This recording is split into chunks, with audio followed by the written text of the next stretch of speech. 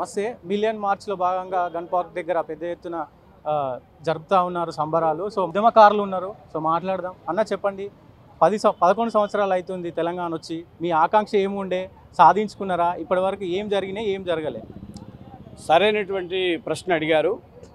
నిజానికి 14 సంవత్సరాల క్రితం ఇదే రోజు మార్చి 10న మధ్యాహ్నం సరిగ్గా 1 గంటకి ట్యాంక్ బండ్ మీద మిలియన్ మార్చి కార్యక్రమం జరిగింది. ఈ మిలియన్ మార్చి కార్యక్రమం అనేది సాదా సీదాగా జరగలేదు, సాఫీగా జరగలేదు. తీవ్రమైనటువంటి నిర్బంధం ఆనాటి కిరణ్ కుమార్ రెడ్డి ప్రభుత్వం, కేంద్ర ప్రభుత్వం లేదా సీమాంధ్రకు చెందినటువంటి నాయకులు తెలంగాణ రాష్ట్రాన్ని అడ్డుకోవడం కోసం అనేక రకాల ప్రయత్నాలు చేస్తున్నప్పుడు ఆనాడు ఉద్యమిస్తున్నటువంటి తెలంగాణ జేఏసీ మిలియన్ మార్చ్ కార్యక్రమాన్ని చేపడితే ఆనాడు ఉండేటువంటి తెలంగాణ జేఏసీలో సిపిఐఎంఎల్ న్యూ డెమోక్రసీ ఒక ముఖ్యమైనటువంటి సంస్థగా ఆ రోజు ఉండి పనిచేసినటువంటి సందర్భం ఉన్నది. మిలియన్ మార్చ్ అనేటువంటిది పడిపోతున్నటువంటి నిర్బంధానికి గురవుతున్నటువంటి సమయంలో తెలంగాణ ఉద్యమం వెనుకపట్టు పడుతున్నటువంటి సందర్భంలో అది పెద్ద ఎత్తున మొత్తం రాష్ట్రంలో ఉండేటువంటి 3.5 కోట్ల మంది ప్రజల్ని అది సంఘటితం చేసి తెలంగాణ రాష్ట్ర సాధన కోసం అది ఎంతగానో తోడ్పడింది. తెలంగాణ రాష్ట్రం ఈరోజు సాధించబడ్డదంటే, ఈరోజు సాకారం అయిందంటే మిలియన్ మార్చ్ లాంటి ఒక మిలిటెంట్ ప్రోగ్రాం ముఖ్యమైనటువంటి గుర్తుంచుకోవాలి. ఈ సందర్భంగా మేము ప్రజలకు చెప్పదలుచుకున్నది ఏంటంటే, మిలియన్ మార్చ్ ద్వారా లేకపోతే రకరకాల మిలిటెంట్ పోరాటాల ద్వారా తెలంగాణ రాష్ట్రాన్ని అయితే సాధించుకున్నాము.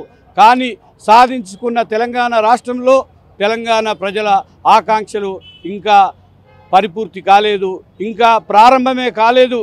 చదువుకున్నటువంటి వాళ్ళకి, నిరుద్యోగులకు ఉద్యోగాలు ఇంకా రాలేదు, పోడు భూములకు పట్టాలు రాలేదు, ధరలు దిగిపోలేదు, రైతులకు గిట్టుబాటు ధరలు రాలేదు, రైతుల ఆత్మహత్యలు కొనసాగుతూనే ఉన్నాయి. ఇవాళ ధనిక రాష్ట్రంగా చెప్పబడుతున్నటువంటి తెలంగాణలో 1 తారీఖున ఉద్యోగులకి జీతాలు చెల్లించలేని పరిస్థితికి చేరింది. ఇవాళ ఉద్యోగులకు జీతాలు చెల్లించాలంటే ఈ రాష్ట్రంలో ఉండేటువంటి భూముల్ని, ప్రభుత్వ భూముల్ని అమ్మి ఇవాళ మొత్తం రాష్ట్ర ఖజానాన్ని నింపుకోవాలనేది ఆలోచిస్తున్నారు. అందుకని సిపిఐఎంఎల్ న్యూ డెమోక్రసీగా మేము ప్రజలకు చెప్పదలుచుకుంది ఏంటంటే, మిలియన్ మార్చి స్ఫూర్తితో ఏదైతే తెలంగాణను సాధించుకున్నామో అదే స్ఫూర్తితో మనం సాధించుకున్న తెలంగాణలో ప్రజాస్వామిక తెలంగాణగా మారడం కోసం మన అందరం కూడా, సబ్బండ వర్గాల ప్రజలందరం కూడా, అది లాయర్లు కావచ్చు, డాక్టర్లు కావచ్చు, యువకులు కావచ్చు, మేధావులు కావచ్చు, కవులు కావచ్చు, కళాకారులు కావచ్చు, రైతులు కావచ్చు, అందరం కలిసి కొట్లాడి తెలంగాణ రాష్ట్రాన్ని తెచ్చుకోవాలని, అప్పుడు మాత్రమే తెలంగాణ ప్రజలకు ఆకాంక్షలు నెరవేరుతుందని, ఆ ప్రజాస్వామిక పాలన కోసం 6 గ్యారంటీల అమలు కోసం అన్నింటికి మించి 7వ గ్యారంటీగా కాంగ్రెస్ పార్టీ ఇచ్చినటువంటి వాగ్దానం ఏదైతే ఉన్నదో ఆ ప్రజాస్వామిక పాలన వైపుగా కదలాలని, ఉద్యమించాలని సిపిఐఎంఎల్ న్యూ డెమోక్రసీగా మేము భావిస్తున్నాం. సో తెలంగాణ అంటే, తెలంగాణ ఏదైతే వచ్చిందో, మీరు ఉద్యమకారులే ఉంటారు. ఉద్యమకారులకు నిజంగా తెలంగాణ రాకముందు ఎట్లా ఉండే, తెలంగాణ వచ్చినాక అసలు ఉద్యమకారులకు ఏమన్నా న్యాయం జరిగిందా? ఉద్యమకారులకు ఏమీ న్యాయం జరగలేదు. తెలంగాణలో దాదాపు 500 మందికి పైగా బిడ్డలు ఆత్మహత్యల పాలై వాళ్ళ ప్రాణాలని బలిదానం చేస్తే ఆ కుటుంబాలు ఇవాళ రోడ్డున పడి రోధిస్తున్నటువంటి పరిస్థితి ఉంది. ఆ కన్న తల్లుల కడుపు గోస ఏదైతే ఉన్నదో, కడుపు కోత ఏదైతే ఉన్నదో దాన్ని ఆనాటి టీఆర్ఎస్ ప్రభుత్వం పట్టించుకోలేదు. ఇప్పుడు రేవంత్ రెడ్డి ప్రభుత్వం కూడా 1.5 సంవత్సరం అయినా ఇప్పటికి కూడా తెలంగాణ ఉద్యమంలో నేల కొరిగినటువంటి అమరవీరులు ఎంతమంది అని నిక్కచ్చిగా చెప్పేటువంటి పరిస్థితి లేదు. ఇక ఉద్యమకారుల సంగతి, వాళ్ళకేదో పెన్షన్ అన్నారు, 200 గజాల స్థలం అన్నారు, ఇవాటి వరకు కూడా దాని ఊసేలేదు.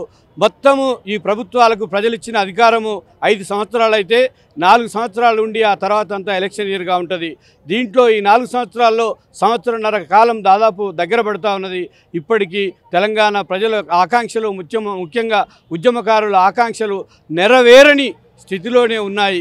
ఈ ప్రభుత్వం సోయి తెచ్చుకొని ఇప్పటికైనా తాను ఇచ్చినటువంటి 6 గ్యారంటీల్ని 7వ గ్యారంటీగా ఇచ్చినటువంటి ప్రజాస్వామిక పాలనని నిజంగా అమలు చేస్తే అది ఉద్యమానికి తగ్గట్టుగా ఉంటుంది. లేనట్లయితే గత ప్రభుత్వం లాగానే మేము ఇట్నే వివరిస్తామంటే, గత ప్రభుత్వానికి ఏ గతి పట్టిందో ఈ ప్రభుత్వానికి కూడా అదే గతి పడుతుందని సిపిఐఎంఎల్ న్యూ డెమోక్రసీగా మేము స్పష్టం చేయదలిచాం.